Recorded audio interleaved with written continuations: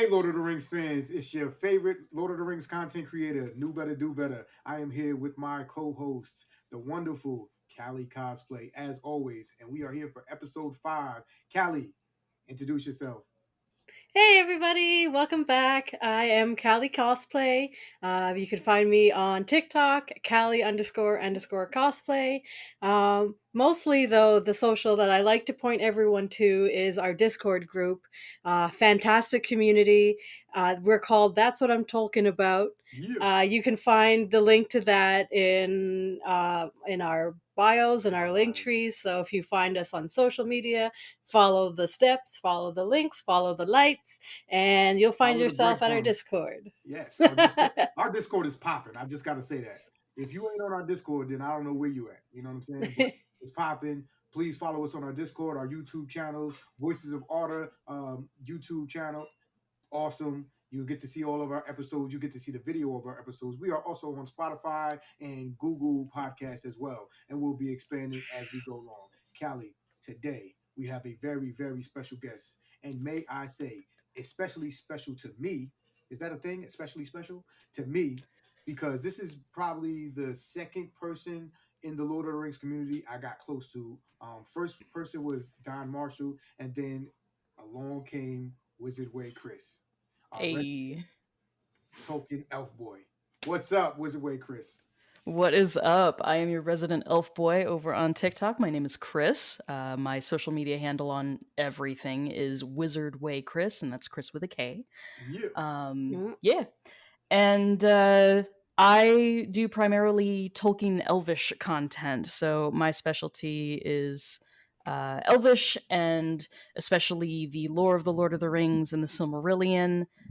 Primarily focused on the elves and the Ainur, which are the divine beings of Tolkien's world. So that's my specialty. My website is elfboy.com, elf-boi.com. You have And a I super, take. super special talent. Come on, don't be shy. Let us know your I, I super do special talent.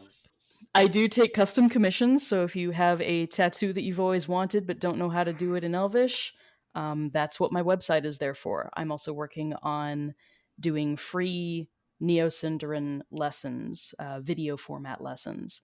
So if you are interested in that, please head to my website and sign up for my mailing list. I don't send any unnecessary emails, so you can sign up and forget about me for a good long while. And once the videos are ready, I'll let you know. So what Chris is saying without saying it basically is that they speak Elvish. I'm not fluent. Not I'm fluent, still I'm still but relearning. I it's feel the amazing. need to point out to people I am not an expert. I am a part of a Discord server that's full of experts, and they intimidate me like they are on another level. Hey, So that's all right I'm though. I'm still learning, but compared to the layman, I'm pretty knowledgeable. There you go. Well, that's good enough for me. You've always translated wonderfully for our community, our Discord, our thing that we have going on. So it is an honor and a pleasure to have you here on our podcast. Wonderful, Thank wonderful human you. being. Thank you for being here. Thank you for Kali for recruiting Chris because I never even thought about. Now let me stop. Of course I thought about it, but Kali beat me to it. She is such a great organizer. So today's episode, we are going to be talking about Kali and Chris. Take it away. This is your realm. This is your sphere. I'm going to let you guys run with Yeah, the ball. topic of the day is Well, before we get to the topic of the day, we missed a very I important was trying to. recurring. I was trying to run. You were trying. If you You didn't catch tried. on, I was trying to run past skipping you. ahead. He's all You trying to tried like, to okay, and see if next. I would forget about that, I but tried it but though. I no. tried it. Ah, she slipped it we in. can't we can't let the fans down. Chris, you gotta They have come to enjoy this. you were So my friend first, so you gotta be on my side. You gotta just go with it. Be like, no, we don't need to do that. This damn joke of the day. Oh, the joke time. I forgot about the joke time. Oh my goodness. All right, all right. Give it to me, baby. Let's hear it. Let's hear it. all right. So, um, why does Tom Bombadil keep his cell phone on silent?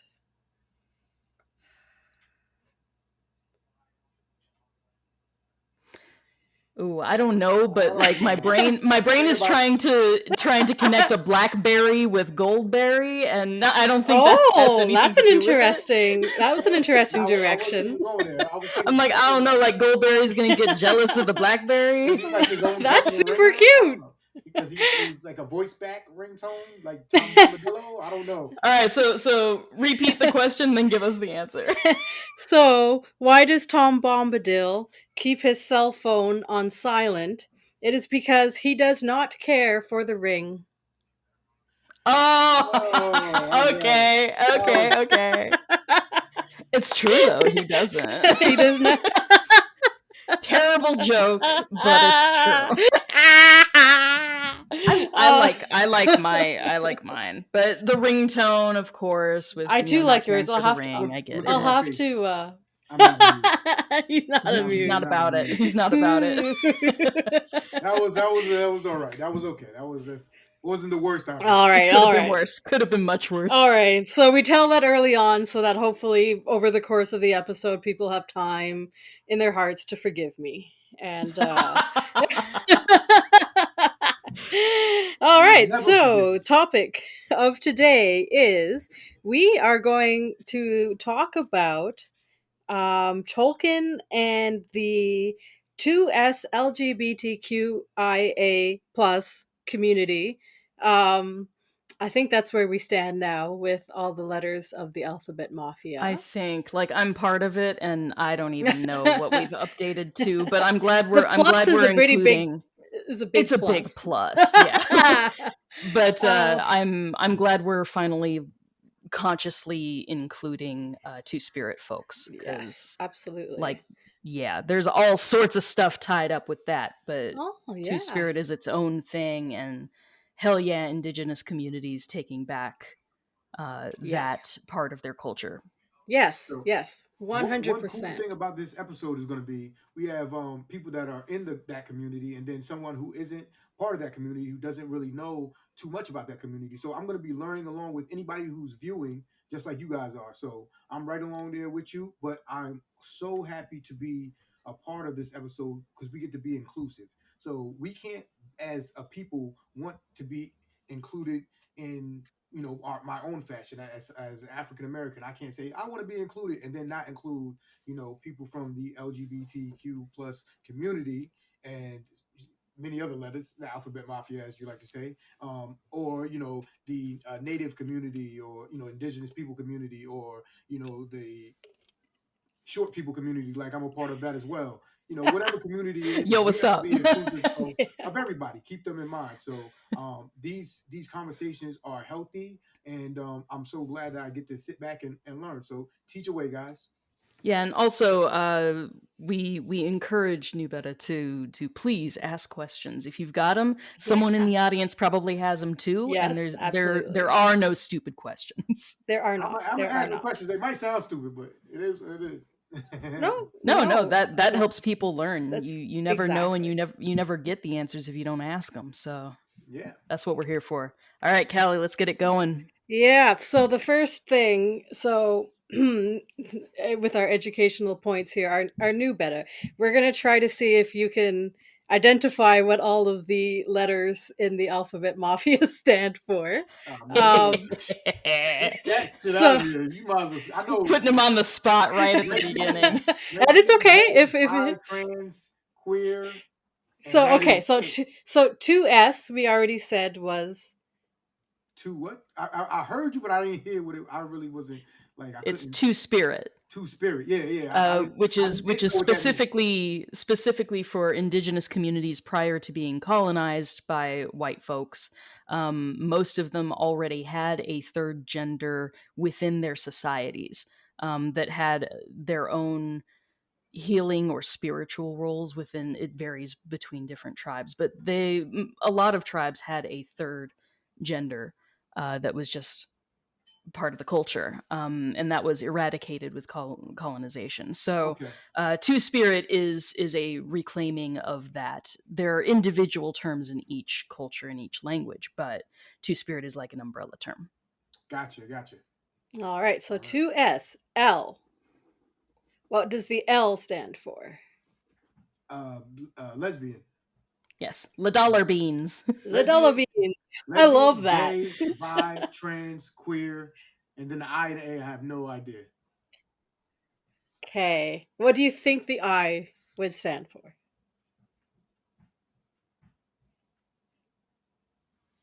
Okay, that's cool. That's cool. That's all right. That's all right. The I stands for intersex. So these are Intersex, people, okay. yeah, intersex. So And what these does are that people mean? it's people whose biological sex is not XY or XX. There are a lot of different combinations genetically that can happen, or conditions that make genitalia ambiguous for whatever reason. So intersex folks are people who may have been assigned one way or the other at birth by the doctors, but they aren't necessarily what they appear to be. Okay. Yeah. Okay, intersex. Perfect. And the last one, the A. Alternate sex? Alternative sex. Alternative? Is that it? No, you know this because I am one.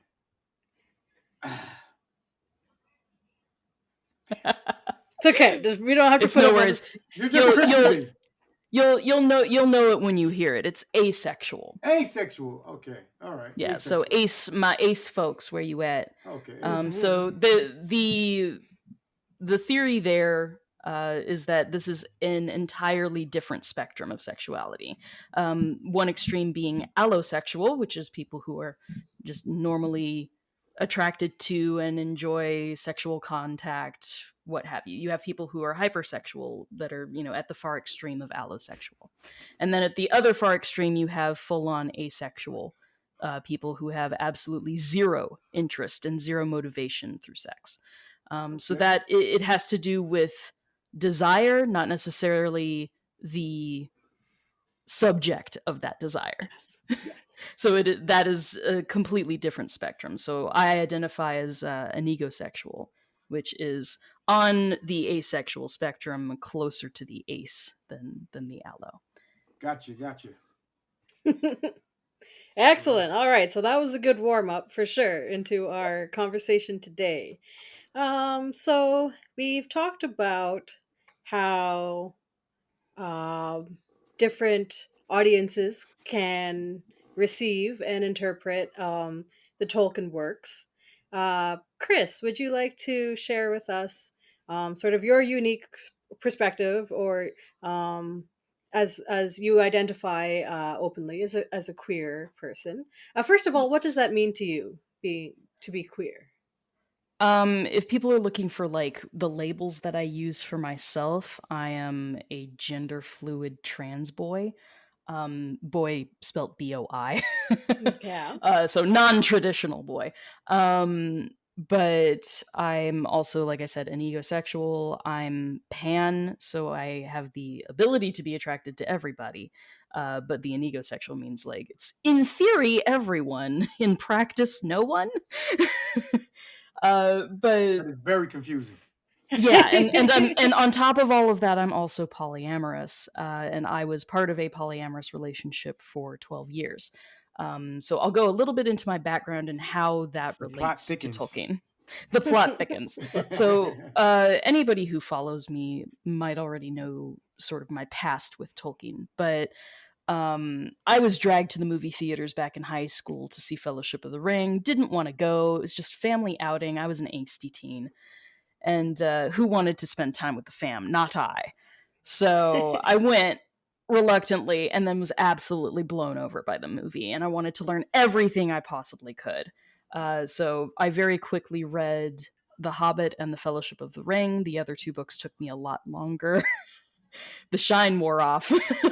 But I dove in head first and I got involved in the fan fiction community. And through that, I met my partner, the woman who later became my partner, and she wrote Lord of the Rings fan fiction and also made online Elvish lessons for free, geared more toward fan fiction authors, so they were kind of spicy, but in a good way. And so I took those language lessons and I learned Elvish late high school. So this woman graded my homework and sent it Oh my back to me. gosh. Then years later, we got into a casual friendship online because I was a fanboy of her fan fiction. Nice. And the relationship just sort of grew and progressed very slowly. Eventually, we started writing together. It started with fan fiction, moved quickly into original fiction. And eventually, we started living together because it was easier to do work in close proximity when we were writing. And yeah, so somewhere along the way, she became my life partner. And we were together for 12 years before she passed away September 30th of 2019.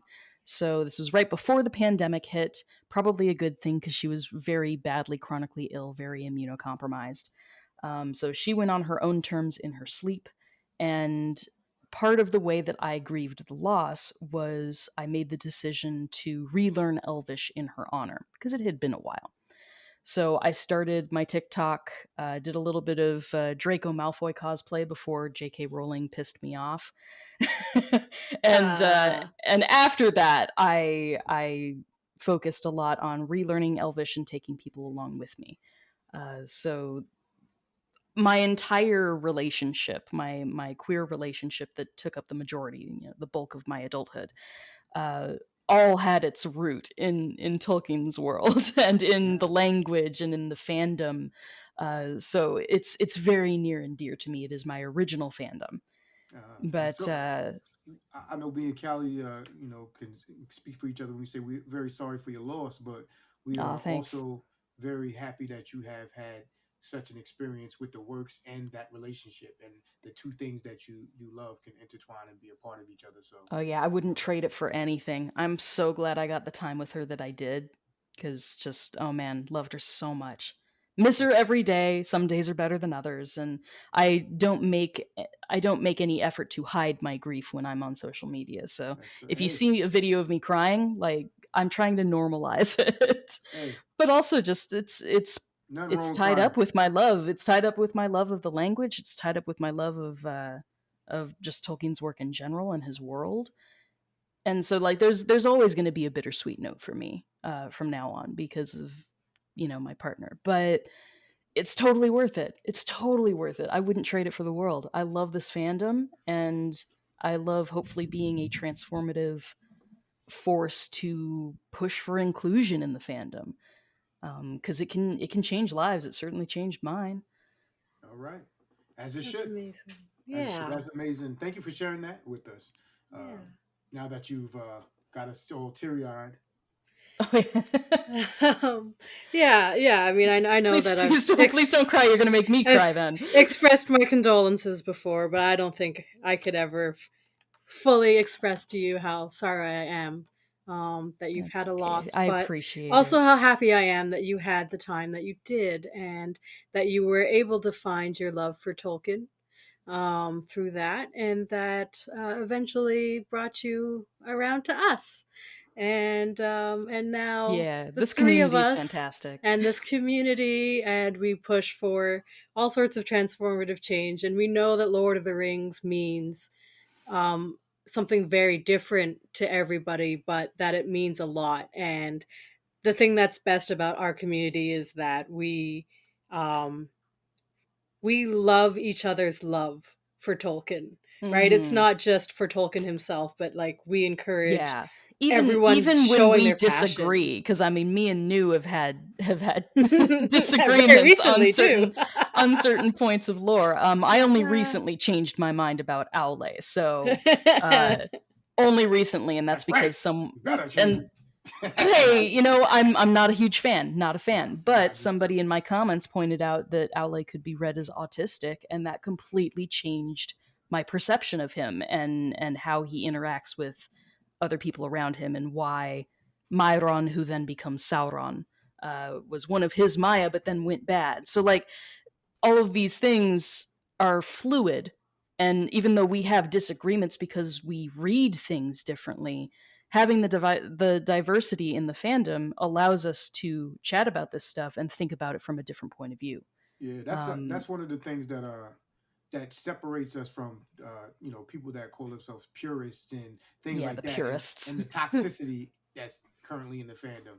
I can have a disagreement about something that she deems one way or sees one way, but I can understand that that's the way she sees it, and that's completely okay. This is the way I see it. We can agree to disagree or have our different thoughts or processes, and I can explain to her why I think what I think, and she might learn from that, or she might tell me why she thinks what she thinks, or they think what they think, and boom. Now it's all respectful, and like respectful. We're all coming at it from a place of love, from a place of loving the work and loving the fandom. So we can absolutely disagree on stuff, but that doesn't mean we like each other any less. All an interpretation and understanding that it's an interpretation and it's their interpretation, and you respect that, and that's and that's where and the queer interpretation of stuff tends to throw straight folk off. the straight cis folk, because you're coming at it from a different point of view, things might not read that way to you. That's why, our friend An Avocado on TikTok has done an entire series of those hobbits are gay. Where she reads a passage and then you as the audience are trying to give a hetero interpretation, because when you put it in the context of looking for something that might come off as queer, you can definitely find it in Tolkien's fiction. A lot of stuff can read that way, even though we can pretty safely assume that was not the intention behind it. But intent and impact are very different. Very different things. Very different things. So I definitely want to hear more about what read as queer from your perspective, or like sure. what. Yeah. I have a few examples. Let's I've go. prepped for this. Okay, so the obvious first choice is going to be one that most people will at least recognize the characters, and that's Frodo and Sam. Yeah, and by extension, Rosie Cotton, who becomes the wife of Samwise Gamgee.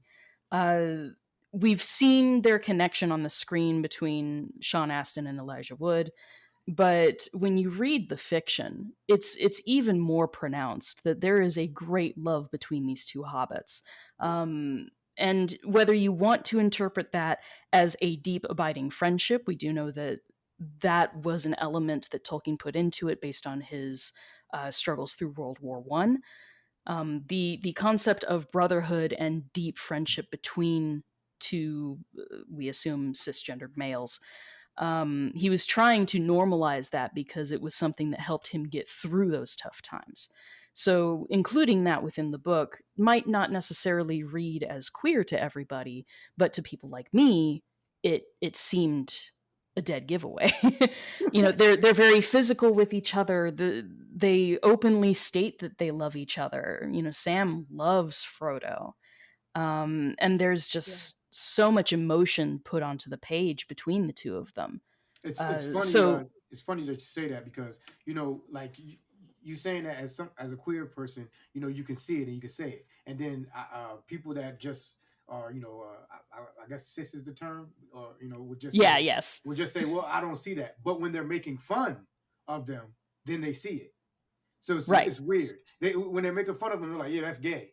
But when they're not making fun of it, they just want to keep it for their own interpretation. They're like, that's not gay. But when they're making fun of it, watch how, that's gay. He's like, kiss Frodo on the forehead, and this isn't the third. So I find that funny. Yeah. So queer people like me, we saw that on the screen. We went like, oh, like it was touching. It was great to actually see it portrayed, because we interpreted it and connected to it on a different level. That's like Ian McKellen reminding Sean Astin at one point that when Frodo's character is waking up in Rivendell, when Samwise comes in, he rushes to Frodo's side and he takes Frodo's hand, and he's like, make sure you take his hand. And Sean's like, well, why? Like, why is that such a big deal? And he was just like, because to a gay man like myself, it's those little things that gave us representation. It's the small stuff, the little details that can show a community that they're being appreciated without necessarily making it all about them. So having that little element spoke to the queer community, even if it was relatively benign. And again, up to interpretation. But it's special. It's special to people like us. That's beautiful. I didn't know that. Oh, you didn't know that? And I definitely want to watch it again to look Are for you crying, those. Callie? But Are you crying over there? no, that's just it's so beautiful. No. It just No, it's fine. But no, the appendices. I think that's in the appendices on the extended edition discs. Oh, That background that's- with Ian McKellen, because Ian McKellen is a gay man. yes, yeah.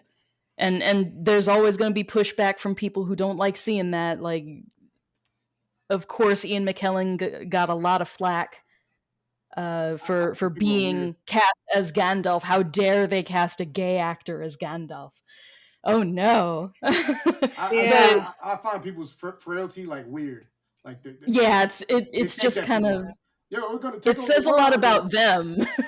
I'm straight as an arrow, but the idea of a queer person or a gay person or a lesbian or trans person being in the film or part of it, what does that have to do with the price of tea in China?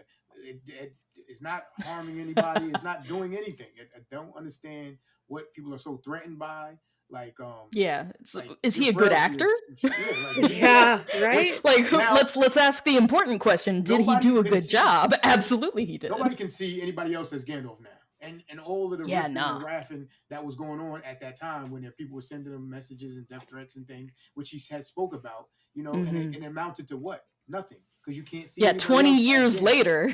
Yeah, 20 years later, he is iconic. He's my Gandalf. He's my. Now you don't even speak about it. But you forget that was a problem. A very big problem that came up when he first got the role. So it's like, make up your mind. You know what I'm saying? Like, time tends to soften things in a good way. So people have calmed down about that, and they can get a bee in their bonnet now about the Amazon Rings of Power. Yeah. So but we'll get to that. So besides Frodo and Sam, who are the most obvious, I would say Turin Turambar, who is a huge mortal man figure in the Silmarillion, and his best friend, his roommate, if you will, of Beleg Cuthalion. Beleg is one of the elves of Doriath. One of my favorite elves in the entire Legendarium. He is awesome. Yeah, KnewBetta loves this guy. No, he's awesome. They are fantastic characters. Turin has, of course, a very huge tragic side story within the Silmarillion. Turin, tomato. Oh man, Turin goes through some shit. Okay, man, I blame Turin for a lot of that shit. And Turin, he made some mistakes. He made some bad choices. I'm with him.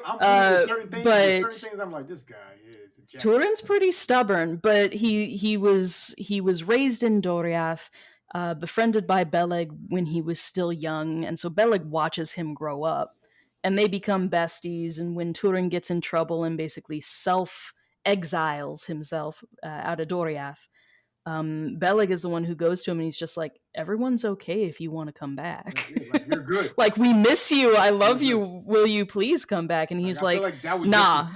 He's like, I feel guilty. I don't want to go back. And so Beleg, being the amazing guy that he is just like, I'm going to give you space then.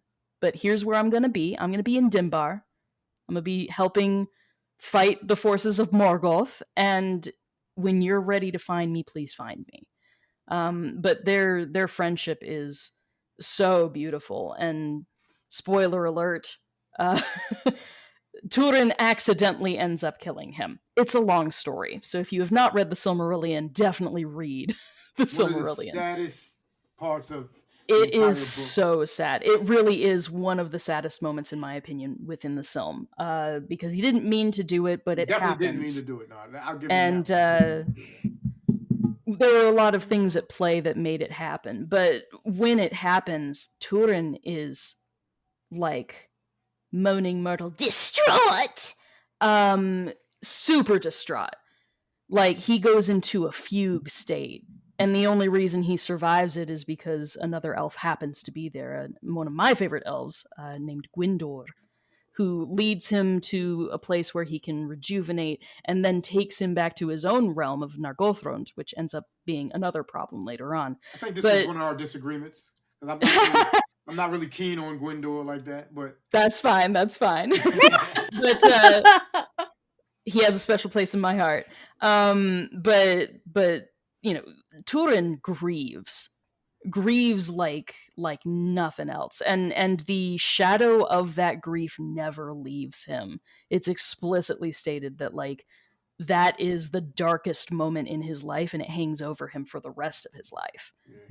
He absolutely. There's so much love between the two of them, and that definitely read as queer. Again, not necessarily as sexual, because Tolkien's writing in general is not sexual at all.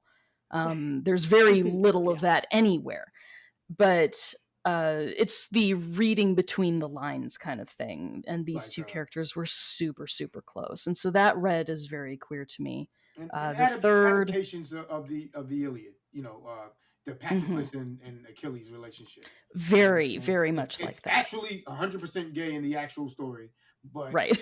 And different adaptations. One says his cousin, he loves him so much. Cousins, his best friend, he loves him so much. But he's actually they're lovers. They're gay lovers in the actual story. So they are secret lovers. And these are all different interpretations of the actual Iliad. So people have changed it. So if somebody was to say, "Hey, this isn't right," or "This isn't how I see it," it shouldn't be a problem, because that isn't how the original story went for the Iliad. And we have Troy, which was made, and he made him his cousin. So we have different opinions. The 1990s version. No, it's 2005, if I'm not mistaken. Oh, really? It's that late? God, I'm old. Yeah, oh man, so it's like early thousands then. Early thousands. The one with Brad Pitt as Achilles, right? Yeah.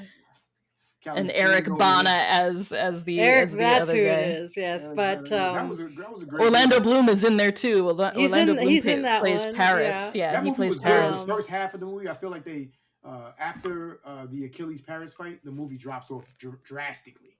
It's like it's been so long since I've watched it. Like I have it, I still have it, but I haven't watched it in years. It's not a great movie. It's a guilty pleasure. My gay self only remembers Helen of Troy and like Diane Kruger was beautiful in that. So me being fan, I'm just there like there were a lot of gorgeous people in that movie. There were people, all of them. Yeah. I don't know. I didn't get Helen. I was like she's supposed to be the baddest person in the world. I thought Persephone was badder than her. She wasn't worth it. No. Helen was not worth it. She was not worth that. But she's pretty, but she's not. Was she gorgeous? Yeah, she was gorgeous. Launch 1,000 ships, gorgeous. I don't know. Yeah, exactly. Like that seems a bigger ask to me. She's not. She's no Halle Berry. But that is a great way of thinking about Tolkien stuff. Like sex is never mentioned on the page, but you can read it there between certain characters. And so it's like that for people like me who read these books and try to find someone to identify with. These things stick out to us in a way that might not happen to people who are, cis het people. So let's see, that was number 2, and number 3 would be Celebrimbor, who is the creator of the Rings of Power, and Anatar, who is a form of Sauron. These two, like, if I could have anything show up in the Rings of Power adaptation that's coming out, it would be an open nod to the relationship that is canonically there between Celebrimbor and Anatar. Anatar, so to give a bit of background to, again, people who have not read the Silmarillion, Sauron, prior to the Third Age, which is when The Hobbit and The Lord of the Rings happen, he took a fair form at the beginning of the Second Age. So this is some 6,000 years prior to The Lord of the Rings. He takes a fair form, a fair elvish-looking form, and he goes amongst the elves, presenting himself as Anatar, which is the giver of gifts. So he is gift man, Santa Claus, coming to give all of his knowledge to the elves. And the elves eat it up like nobody's business. Now, not everybody likes the guy, and not everybody feels comfortable around him, but the elves of Eregion, the Gwaith y Myrdain, they love him. Like they accept Anatar as one of their own. Anatar helps Celebrimbor establish his entire realm. And the craftsmen in that realm are the most superior craftsmen that Middle-earth sees, like, prior. Pardon me. They are the best smiths that Middle-earth sees after the First Age. Yeah. When you had, like, you got amazing dwarven smiths, you've got the elves of Gondolin. So there are all these places in the First Age that are now destroyed. But in the Second Age and onward, the Gwaithí Myrdain and Celebrimbor's folk are beyond anybody else. Far beyond. They're only beyond. Only outmatched by actually Celebrimbor's grandfather, Feanor. Feanor, yeah. So, like somebody like Feanor, somebody like Telcar, those people are the only people that can outmatch the works of the Gwaithí Myrdain. But they are everything in the Second Age. It's not even a contest. It's not even a contest. Celebrimbor is second in skill only to his grandfather.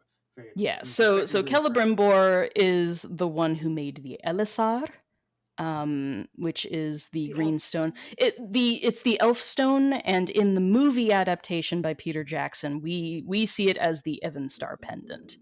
But it is its own thing, but in the movie they just sort of replaced it with the Evenstar pendant. So this is given to Aragorn by Arwen, and it's sort of a family heirloom, but Celebrimbor is the one who originally made the Elisar. He also made 19 of the 20 rings of power. so Celebrimbor, guess which one? He's got it going on. Yeah, there is only one that he had no part in making, and we know the story behind that. Audience, ring. Any guesses? Any guesses? You've got 3 guesses. And the first 2 don't count. Right. So Celebrimbor is an amazing smith. He made the rings of power, and Anatar helped him get to that skill point. He was already talented, but Anatar took him to another level. And so these two were in very, very close contact with each other. We all know that this doesn't end well, but Sauron eventually, when he makes the one ring, and the moment he puts it on his finger, Celebrimbor and the elves who have the other rings at that time are aware of him. They are aware that they have been betrayed, and that must have broken poor Celebrimbor's heart.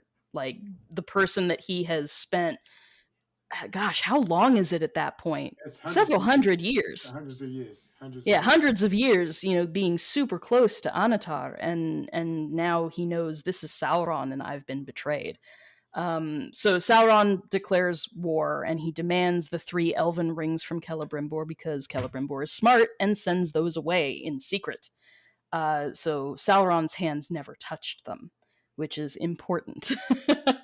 So this betrayal happens. He demands the rings out of Celebrimbor. Celebrimbor never breaks. He never gives away the locations. He's tortured for 2 years and then put to death, quote unquote. Which to me reads as Sauron didn't have the heart to kill him himself. And that's sort of, again, my interpretation, but it reads like Sauron didn't have the heart to do it himself, which implies that there's something there, like regret, like he was hoping that Celebrimbor would break, so that they could be in league together, that he could turn Celebrimbor. He didn't want to lose the guy. I think that the emotion between the two of them was mutual, and that it broke both of them to have the whole betrayal thing happen. Because, Sauron in the back of his mind has got to know, like, he knows Celebrimbor. He knows that Celebrimbor is never going to turn dark, but he has to try. Do we ever have any indication about Sauron, like reciprocating or feeling regret after that? The way that I read it, having gone through grief, the way that I read it is you see a change in Sauron after the death of Celebrimbor. He becomes like 10 times worse, because it's like he doesn't have anything to be nice for Right. at all. Yeah. Anything to ground. There's him. no reason for him to work on other crafts. Like he lost his partner in the forge, so he doesn't create anything after that. He puts Celebrimbor's body on a spear and rides it into battle as a battle banner, which is like, I'm hurting, so I'm gonna make the rest of you hurt with me. Because that had to be really jarring for Gil-galad and Elrond to see. Yeah. But it's like Yeah. he went so extreme after that it Okay. reads to me as an unhealthy expression of grief. Very unhealthy. Very unhealthy. Very unhealthy. Everything about Sauron is unhealthy, but in a way it almost makes him a sympathetic character. Like, all he's doing is lashing out at that point. Now, he wants everybody to hurt as much as he's hurting. Now, I want to hear KnewBetta's ideas, because for sure. I know you love Sauron. I love Sauron, and I have a difference of opinion, but I don't. Mm-hmm. I don't necessarily disagree with Chris's viewpoint. I took it a different way. So this will help people who are straight and they're trying to understand maybe what Chris's opinion. Like, what the hell are they talking about? Like, that's on a left field. My thought process was this: Sauron's whole thing was, okay, when he came back. Chris knows this. He went to he didn't go to Rhaegar first. He went to Lindon first. Mm-hmm. Lindon was the greater kingdom with the High King, and it had Elrond. He was rejected. They didn't know who he was. They didn't trust him. Yeah. He went to Celebrimbor next, and they accepted him. Now, the thing that you got to tie them all together is he automatically, people think that he gave the rings to the elves, the men, and the dwarves. That's not what happened at all. He was just trying to give the rings to the elves because he knew they were the strongest of the people. He didn't. Initially. That wasn't his plan. Other beings were not on Sauron's radar. He was not thinking about men, and he was not thinking about the dwarves. He didn't care nothing about them. He did not care. He wanted to give the rings to the elves, specifically the Noldor. The Noldors are the higher elves than, let's say, the Sindar or the Sylvan elves, which ends up what happening. The Noldor elves, Sauron, and the dwarves of Khazad-dûm all have one thing in common. They all worship Aule. Especially Celebrimbor. Not so much Gil-galad's line in the sense, even though he's Noldor, he's not the craftsman. The craftsman line was Feanor's line. Was Feanor's line in the family of the Noldor. Is continued through Celebrimbor and his people. That's where you get the Gwaithir Irdain, the people of the Jewelsmiths. They were the greatest craftsmen.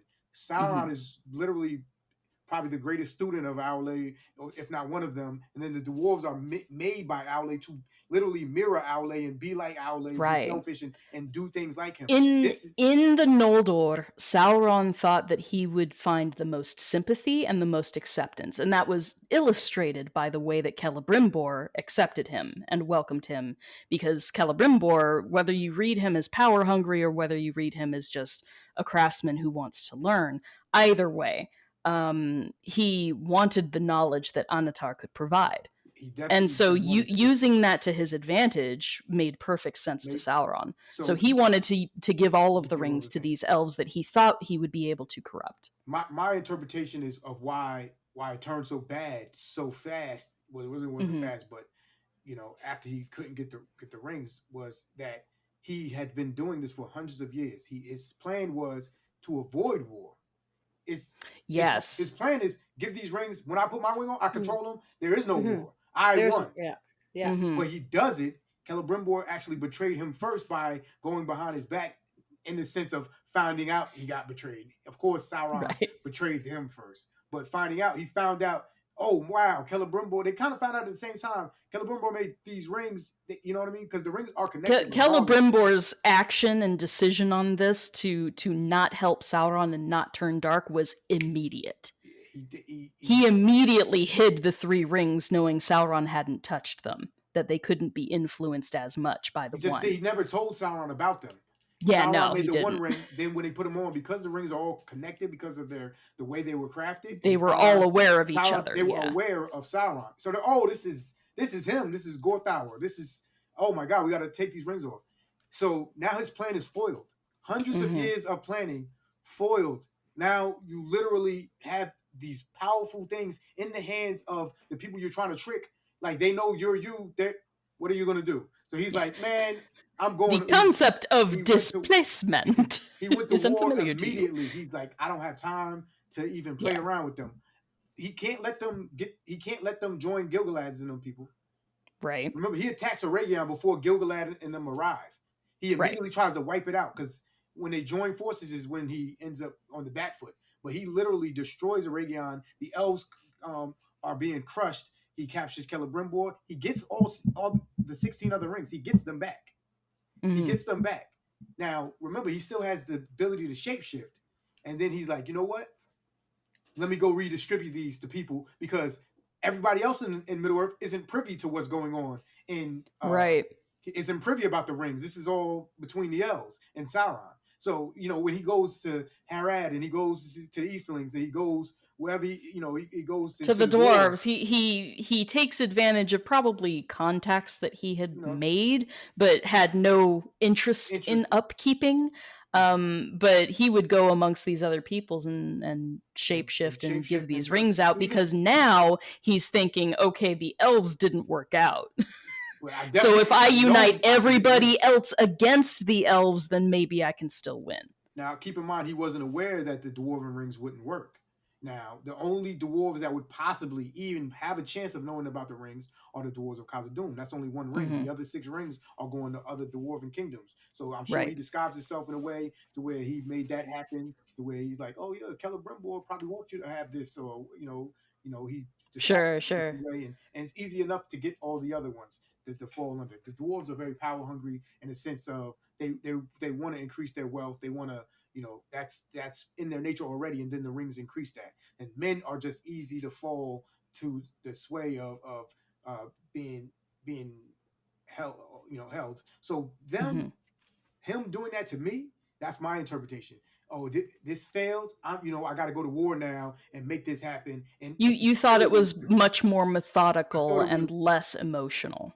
I thought it was emotional after he was betrayed, and he was like, "This doesn't work. I got to do this." And it was like, "Look what I'm. This is what I have to do." He will do anything to get his order. He'll be methodical. You just think the motivation was different. That the motivation was still the domination of the peoples of Middle Earth. But my thought process was always that he would use his shape shifting and his allure and his to finesse Celebrimbor, like charisma, charisma to have a relationship with them, very much like she said. You know what I mean? Like maybe even without Celebrimbor even knowing he's fawning over Sauron. Imagine this being the gift giver, very beautiful, fair. You know what I'm saying? Like Celebrimbor's like admires him. His next thing best thing to Aule. He's teaching Celebrimbor, who is the best craftsman stuff. Like, there's certainly room for there to be a god and worshiper kind of relationship between them two. There is a power imbalance here Sauron, that is easy to see. And to Chris's point, Sauron's would use it, that lust that anybody, whether it was male character, female character, if he could use it to his advantage to get what he wanted, he would absolutely do it. He would do that. Thinking Sauron is above that is stupid. Sauron, there is no depth too low, right? He will absolutely astound you. But Sauron, like, this guy's dark. And yeah, if you think he wouldn't use any sort of attraction or lust to his advantage, y'all are kidding yourselves. Like, he would absolutely take advantage. Absolutely. And the question then becomes, if he took advantage of that, like, just assuming that there was something there, if he was using it to his advantage, was it all a lie, or did it grow into something more than the lie? And that's where you get a lot of difference of opinion. How far did it go, and was Sauron moved by it? And so that's what, but again, like, even chatting about the possibilities, for LGBTQIA folks, all of us would want to read it as being gay because we are so desperate to have some sort of representation of Middle Earth, even if it is this problematic, because no one is more problematic than Sauron. Sauron is a cool interpretation of it, or read of it, and it all falls into makes sense. It's not like something you said something to where I was like, no, that doesn't. No, that actually falls in line with Sauron's character. If you really read Sauron's character, by any means, he's like Malcolm X. By any means necessary. Like, any means necessary. Any means necessary. He is literally the deceiver. He is the deceiver. I made a video about this. His name is Sauron the Deceiver. And nobody is better at deceiving than him. No one. Yeah, silver-tongued. Absolutely silver-tongued. Literally the deceiver. And he proves that with the Elves of the Region. He proves it with the Númenóreans, where he is like, I know I can't beat them in war right now. I don't have the numbers. Like, he's like, I can't beat them. So what am I going to do? I'm going to freaking join them. I'm going to give myself up. Literally, and just tell them, you're amazing. I can't compete. Clap me in irons and take me with you, as if that's somehow going to be okay. The Númenóreans should have freaking known better, but you know, men are impressionable, and so they're like, we won, huzzah, and they take him back to Númenor. 3 years later, Sauron has gone from being a prisoner to being the royal vizier. He's Jafar now, whispering into the king's ear and creating a dark cult. A dark cult that worships Melkor. Like, he's brilliant. You gotta appreciate Sauron's brilliance. But he told Celebrimbor, alas for the weakness of the great, because Gilgalad, and he's like, they won't let me in here. But you know, it's probably he's finesse, like little sprinkles of finesse. Like it's probably they don't want to. I don't know why they don't want to see, you know, Aragon and their kingdoms become as good as Erisea, or even. I have so much to offer you. Right. And they're foolish to think that they are so high and mighty that they won't take a gift when it's being given to them. He knew how to play it. He elbowed Celebrimbor and was like, aren't you from the royal line? Aren't you from the original royal line? You're Feanor's grandson. Feanor is the rightful king. That line, you know, aren't you? Oh yeah, he would have played into that too. Sure, it makes perfect sense. You know what I'm saying? So Celebrimbor, without even trying to be evil, there could be jealousy and a little like I get along with Gilgalad, I get along with Elrond, who literally all three at some points have claims to the throne. Literally, like I did a video recently that was about there were 8 different possible rulers at the beginning of the Second Age, and they were all in Lindon. And so, you know, talking about how eventually they get spread out, but you end up with these different realms. I hesitate to say kingdoms because they don't have kings. But you end up with a bunch of different realms over the course of the Second Age. Some of them eventually fall. but the only one who ends up being a king is Gilgalad, and then you have Orifer, who becomes the king of the Sindar elves, Sindar and Sylvan over in Greenwood. This is Legolas's grandfather. And so we have 2 kings. And that's only because Orifer's like, we're done with the Noldor. D-U-N, done. I'm going over the mountains, and y'all better not fucking bother me. And they don't until the Battle of the Last Alliance, when it feels like everyone's got to band together or we're all going to be destroyed by Sauron. Yeah, precisely so. So, those that being the last example I think that you had. Yeah, those are my main 3. Very intriguing example. You know, so those, I don't even know how to say it, but those ideas and thoughts and interpretations are right there for anybody to see either way. So right. I think that's but if you're reading it from a normal straight person's perspective, you wouldn't necessarily pick up on that. But people like me, we pick up on those little hints because we've been so starved for representation in our fantasy media that we want to see it. We want to see it there, and so we see it there. And you can read things between the lines, and that's when you get, you know, opposing interpretations. So none of us are wrong. It's just all of that empty space that Tolkien did not explicitly fill. So, Kali, what are we talking about next? Where are we going next? Wow, my head is just like is spinning, and I'm trying because It's a um lot. yeah, I guess like when I've read the books, I guess I read them strangely enough as like an asexual. So like I just don't. Hmm. I never like looked for those themes and stuff, but now I want to. Now I like. I mean, I was very very young when I read the books, and like the most of the reading happened before. Let's say my age of maturity, and that awakening. Right, right. So that never was part of my experiences going I, into I it. find But it I find it really amusing that you are allosexual, but you read it like an asexual person, and I'm on the ace spectrum, and I read it from a sexual perspective. I have noticed Um, that often. There's like a weird spectrum switch there. I don't that's know what so that is. funny. We'll have to we'll have to explore that more for sure. Yeah, we totally will. But Get I my think part of get it my part of it confused is face. my early introduction into the fan fiction community has something to do with that too, because there's a lot of NC-17 in the fan fiction community. Okay, so like if you're on that side of AO3, you're on that side of Yeah. AO3.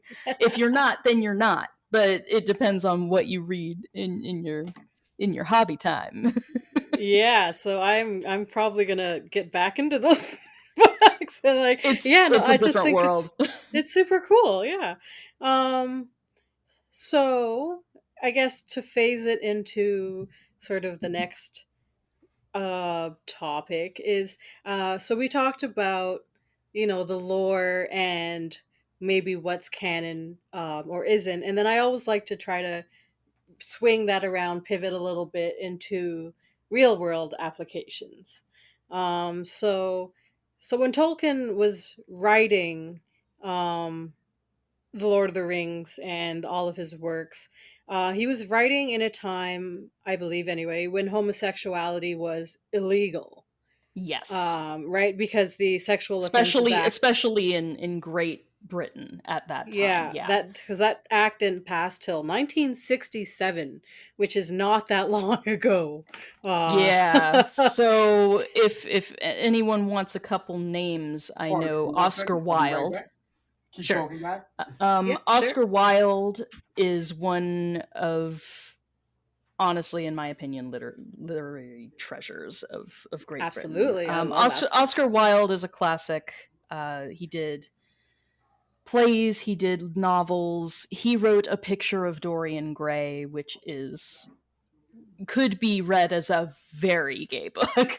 But the man was Yes, gay, and yes. so it filtered into his fiction.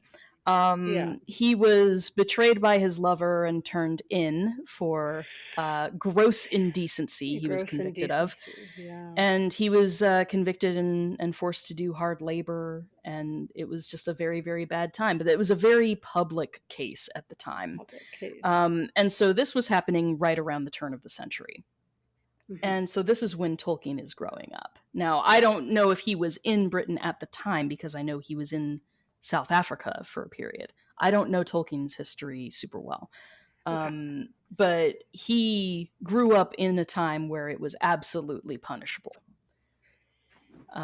So there's that. We saw, what was the name of the guy Alan from Turing. Inner Team? Alan Turing, yes. Okay, Yeah. so Turing in World War II helped decode The Enigma machine. German Enigma machines. Yeah. You can find this if you are curious about it and you like Benedict Cumberbatch. You can find his interpretation of it as The Imitation Game, which is a movie currently on Netflix if you're curious. Mm-hmm. Fantastic movie, but it really was. we find out that this character in history, who's brilliant, was also somewhere on the queer spectrum, whether he was bi or gay. And he was basically forced into celibacy through chemical means. They forced him onto drugs that made him celibate. Chemical castration. Chemical castration. Thank you. Yeah. So these are sort of the things that are happening in that span of time when Tolkien is growing up and when he is starting to write his fiction. So any themes that he may have put into the books had to be subtle, or else he could get in trouble, and he knew that. So if he wanted to put anything in intentionally, which this is a big if, it's a big question mark. Yeah. He had to be subtle about it because of the time period he was living in. So we as fans can ask the question, well, was there anything intentionally put in or not? And I'm sure the Tolkien estate would say absolutely not. Absolutely not. Yeah, clutching the pearls. How dare. The Tolkien estate is not behind any fan fiction whatsoever, so I'm pretty sure they would want to shut that down if they could. Yeah. But it's definitely worth thinking about that in the real world, Tolkien was living in a time when that was absolutely unacceptable. Like, don't even hint at it.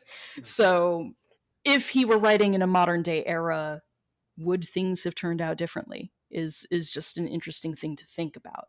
There are no answers to that question, of course. It's hypothetical. But he did clearly want to normalize, which I don't know if a lot of people were doing at the time, but healthy, emotionally healthy male to male relationships, friendships, right? He had great friends in the war. I think that's pretty clear in the relationships that we do get out of the Lord of the Rings.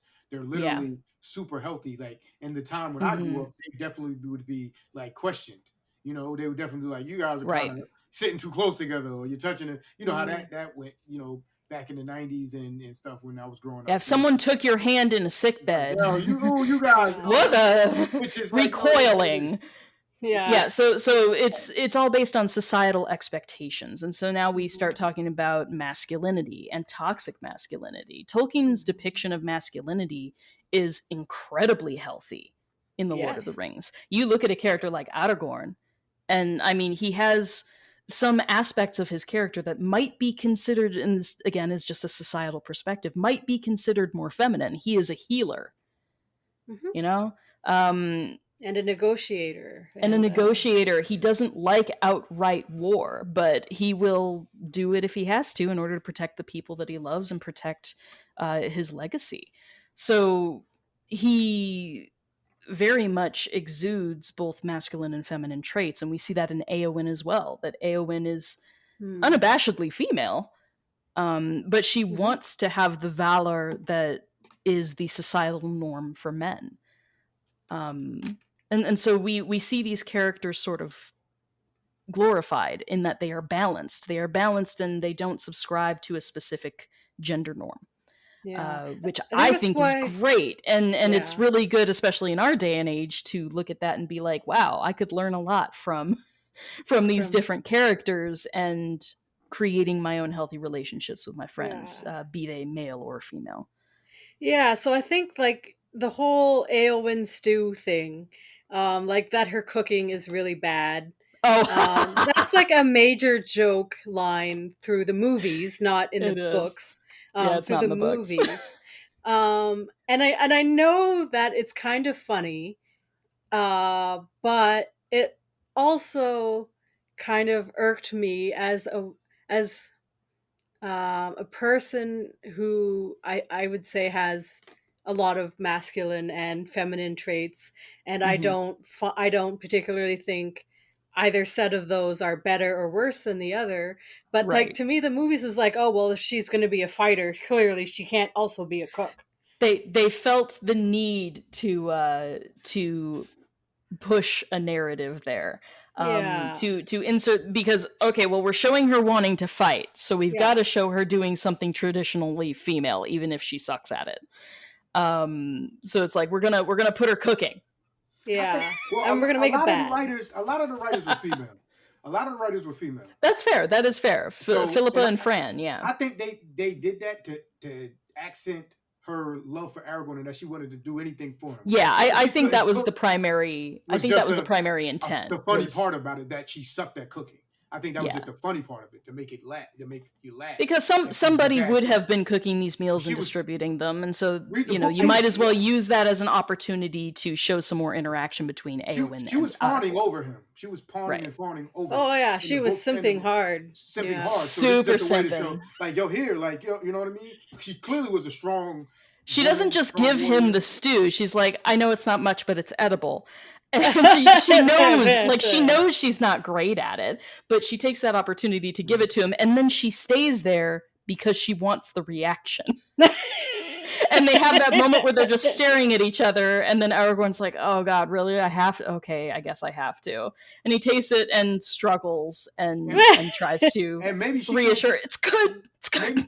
Maybe she can't cook because she's a shield maiden. There's always reasons for things, you know. If we look, what is she spending her time doing? She's spending her time training. She's not spending her time cooking. She's not even supposed to be technically doing that. She's literally, she wouldn't be. She's a princess. She's not. She got servants and all that stuff. She would never be the one cooking. Wouldn't be the one cooking for everybody. But coming at it from a modern perspective, having that sort of shoehorned in to some ladies would be like, why did they include that? Yeah, so it depends on perspective. I absolutely agree. I think it was innocent enough, but again, intent versus impact. I think the intent was just to show more interaction between those two characters, but the impact, some ladies will interpret it positively or negatively. No. Yeah, I know his face was funny when he did that damn soup. It was really funny. Yeah. I do like the moment. I do like the moment. What was like the chunk that he was trying to eat too? Like I watched that so many Viggo times. Mortensen. It's like what on earth was in that stew, quote unquote. Anyway. All right, so sus. Stew. The soup is sus, man. The soup was sus. Yeah. Yeah. So. Wow, all right. So we're already coming up on our hour, and we have had a fantastic discussion. But before we let you go, Chris, I really want to hear more about your experiences with the fan fiction community, because that's not something I think we've really brought onto the podcast yet. I don't think I know... Yeah, I really haven't engaged with the fanfic.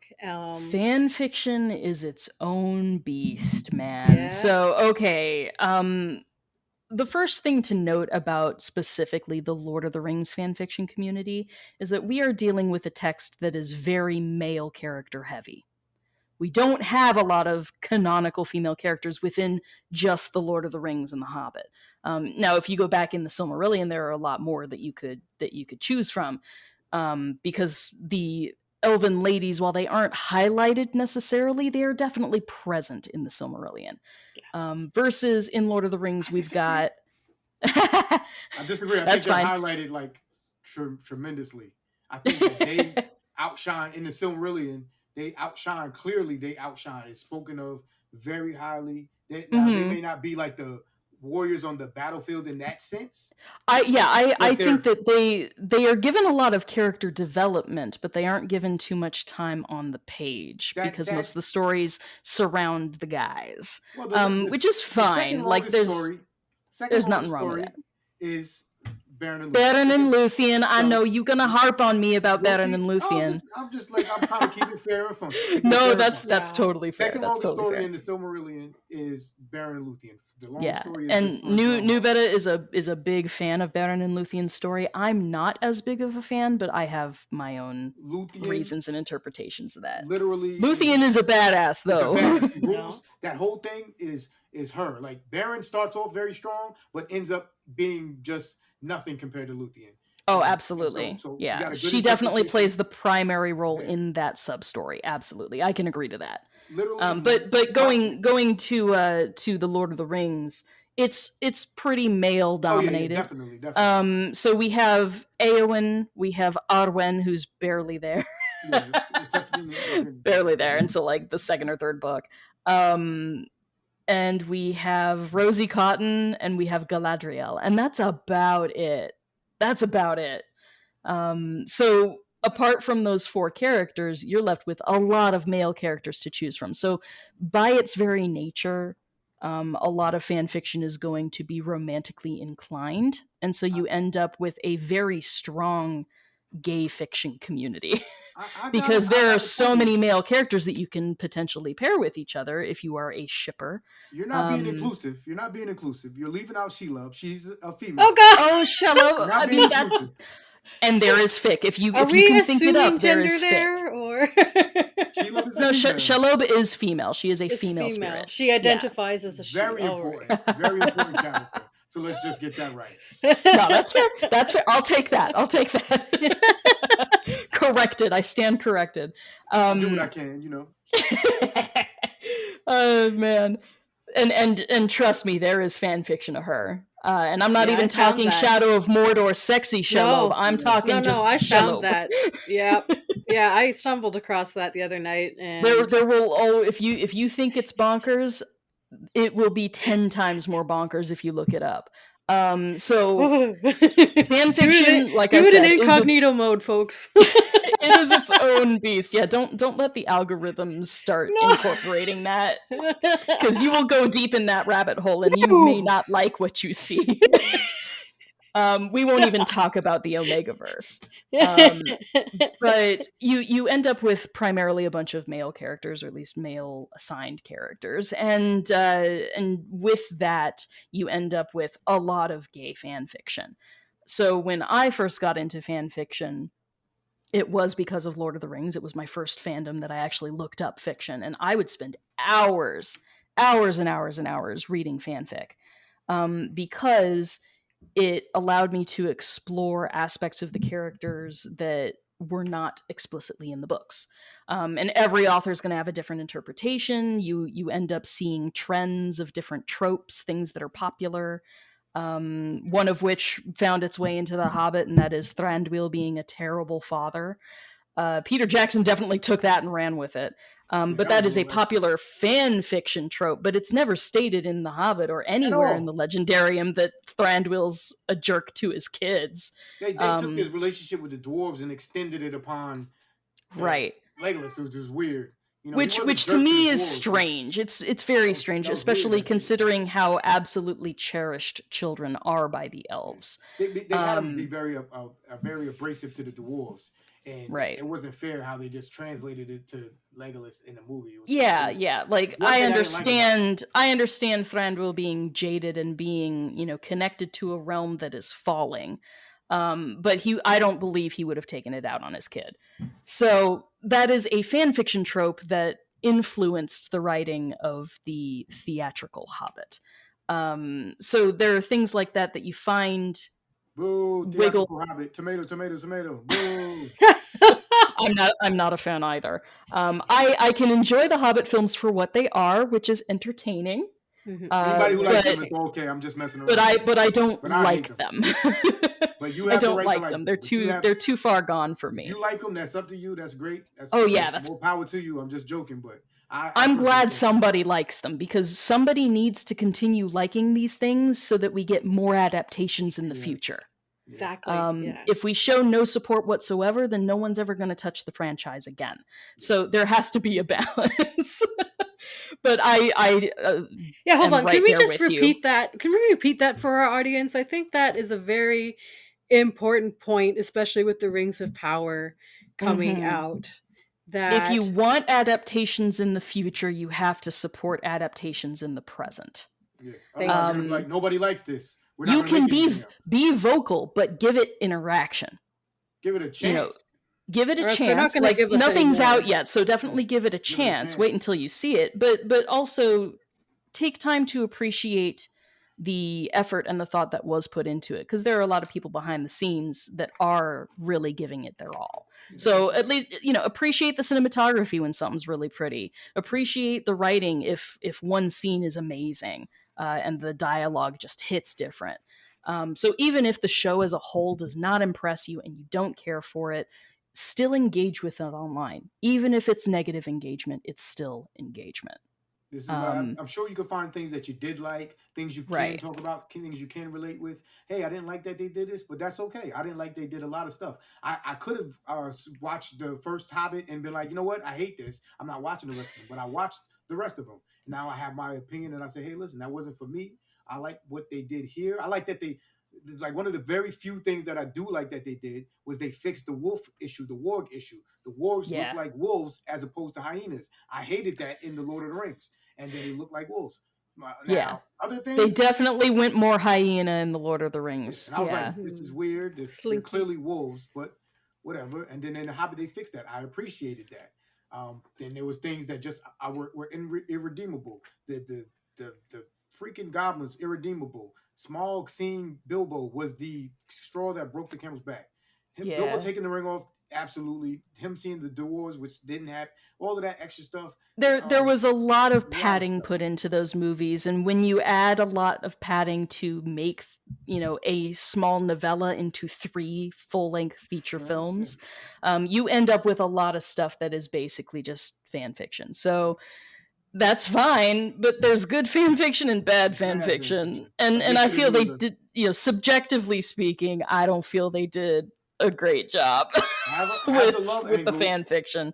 Have the love angle, don't have it between the dwarf and the elf. Have it between Legolas and Tyrion. I understand why they put it in. I get it. I just absolutely disagree with it because it takes away from the impact of Gimli and Legolas's friendship in The Lord of the Rings. It was so important. Exactly. It was so important. It was the first time in an age. It was literally the first time in an age that there was a friendship between the two, because the last one was Celebrimbor. We've mentioned him. I always encourage everyone to read the Fellowship of the Ring when they first arrive in Lothlorien and see Celeborn's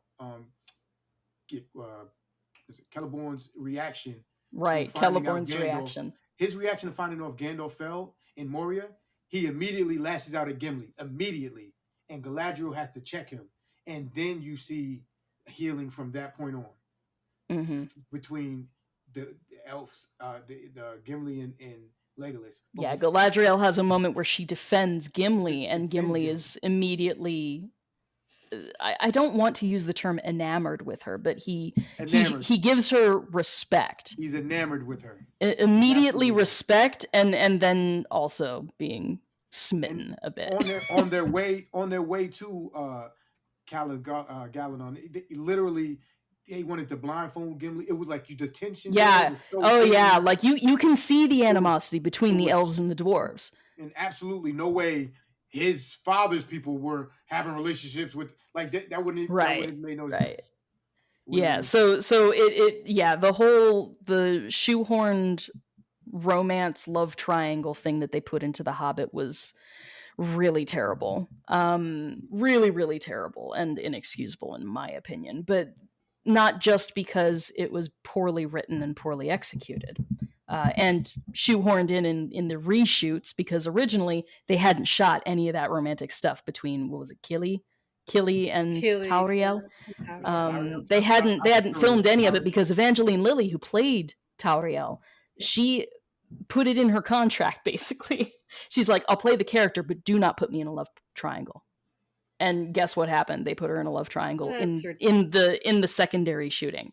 When they brought her back to do reshoots, the higher ups, the executives decided to put a love triangle in, and she was angry, as she should be, as should everyone be. So that was and talk about and that's what bureaucracy and heteronormativity gives you in the film industry, unfortunately. So even when things could have been like nominally better in the film overall, they choose to go the bad direction. But that's, The Hobbit is a hot mess, but that's okay.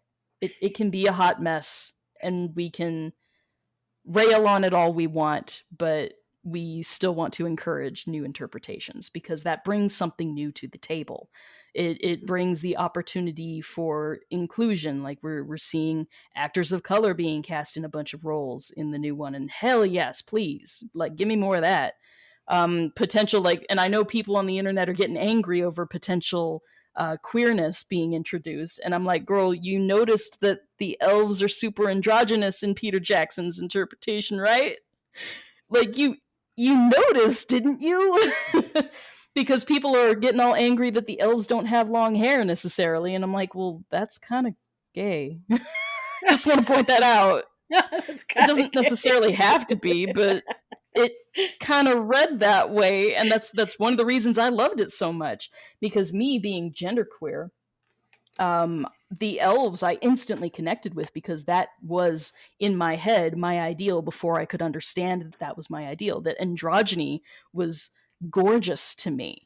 And so it's another reason I identified so heavily with the elves and grew into being the resident elf boy on TikTok. Like that was my niche, and it found me because of Peter Jackson's interpretation of the elves being androgynous AF. So we haven't seen them on screen, but I think the dwarves are written as being androgynous, right? They like there's not a lot of there's supposed to be very similar.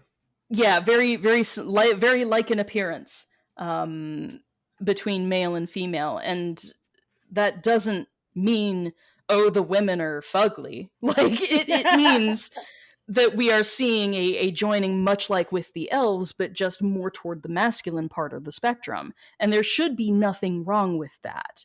I would welcome that interpretation. But there's always going to be pushback of how manly can we make a woman before it is societally unacceptable. God. Okay. It's a nightmare, but it is. But the more interpretations get made, the more opportunities we have to see something different and hopefully refine what Lord of the Rings and Tolkien's world can look like over time. So I always welcome some bits and pieces, and oh man, if they put Celebrimbor Anatar in there, I'm not sure. Like we know we have an actor who's been cast as Celebrimbor. We do not have any information on whether or not they have cast Anatar. That will be and if they do, that's going to be a very well guarded secret for a while, I assume, because everyone's got a mind picture of everyone's got a mind picture of how Sauron looks in the Second Age. Sexy Sauron, hashtag simping for Sauron. Simping for Sauron. Absolutely. Merch coming soon. Diabolical fiend right there. I love Sauron. Sauron's great. But again, like, a series is only as good as its bad guy. Yeah. You can't have a strong series and a strong story without a bad guy that actually takes some effort to conquer. Yeah. And Sauron's definitely that guy. Yeah. Sauron is a tough cookie to So that being said, we have gone well beyond our sure. Let's close it up. That's what happens when we have great conversations, great guests. Kali, anything you want to say before we exit out of here today? No. So we'll go through the normal outro procedure. Chris, why don't you give us a recap of your socials? Sure. Again, my name is Chris. My handle everywhere is WizardWayKris. So if you want to find me on Twitter, Instagram, Twitch, YouTube, TikTok, all of the above, it is all WizardWayKris, and that's Kris. My website is elfboy.com, elf-boi.com. You can find all sorts of weird Tolkien-related merch, and I also make Starscape pendants, which are hand-painted, and I do essential oil blends that are based on different locations in Lord of the Rings. So if any of those things are your thing, please check out my website, and if you need any Elvish commissioned, my commissions are open. All right. So usually at this time, or before that time rather, I ask our typical question of the podcast. I'm going to switch it up a little bit with you. I typically ask, who would you marry as either an elf, man, Maiar, dwarf, whatever the case may have you. Now I'm going to ask you three different ones. So out of the elves, who would you marry? Out of the men, who would you have protect you? And out of the Maiar, who would you fight? Oh, so elf married. Fight with the intention of winning, or fight with the intention of losing? Who would you want to fight? Like, okay. That into another realm there, but that's fine. I'm like, we're gonna read it different here. That's the whole theme of this episode. Right. That's fine. If you want to get into that, some. Okay, elf that I would wed. Oh man, you're putting me on the spot. Elf that I would wed. It's definitely not Feanor. I gotta put a barb in there. Okay.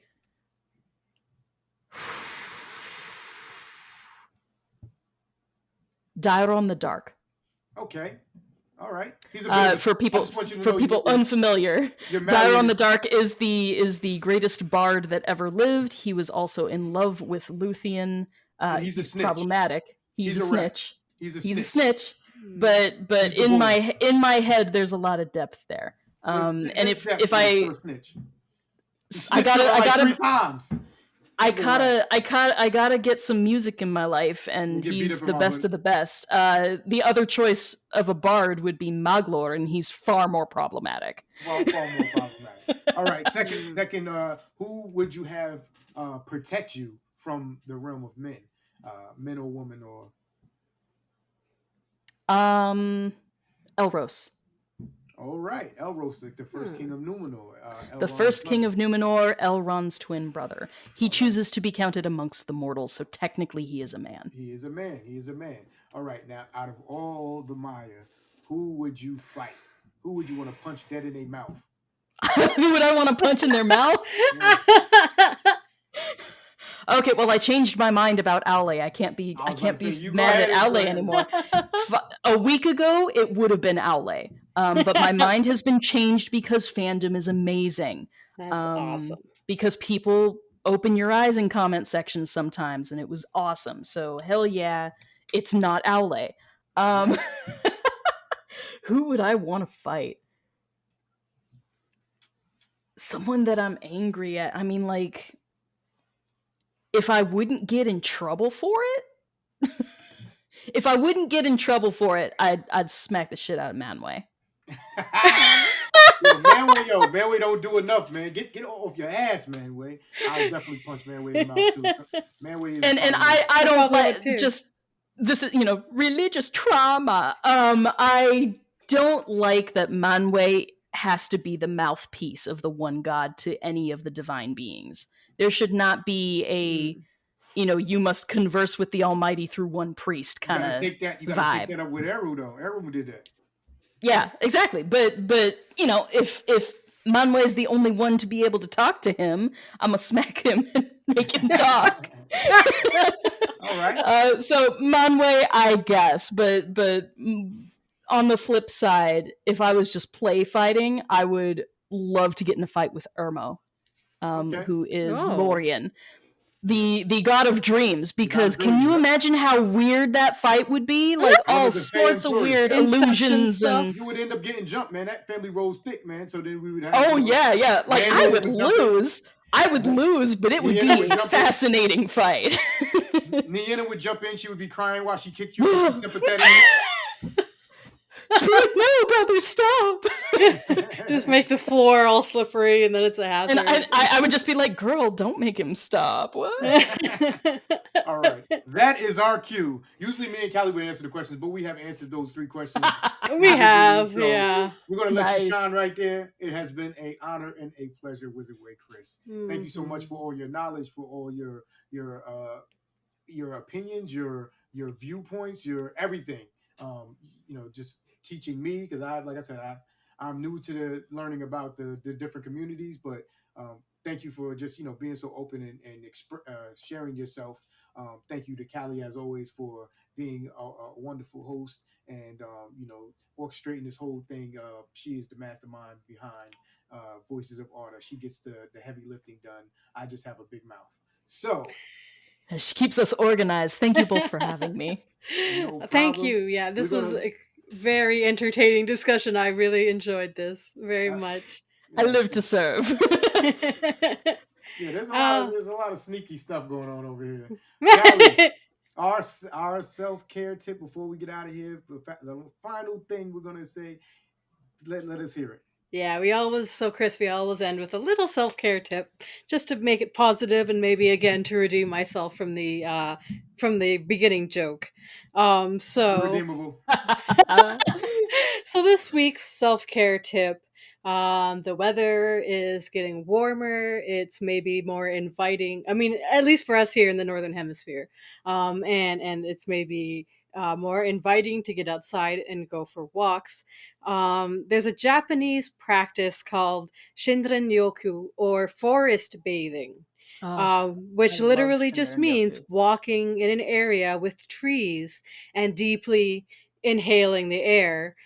Trees release chemicals like terpenes that have been associated with the activation of the parasympathetic nervous system, which is very scientific for means it makes your body chill out and de-stress. This is another reason why essential oils work. And essential oils. Just tying that in like that. No, going in the forest and breathing it all in is totally legit. Yeah. So our self-care tip for this week is to go and go and take a forest bath. Go outside and walk, and if you're feeling depressed, maybe it'll just give you a little bit of something to wake you up and put a smile on your face for the day. All right. Well, thank you, Kali, as always. Thank you once again, WizardWayKris, and we are out this piece. We are out. Bye, everybody. Goodbye. Bye.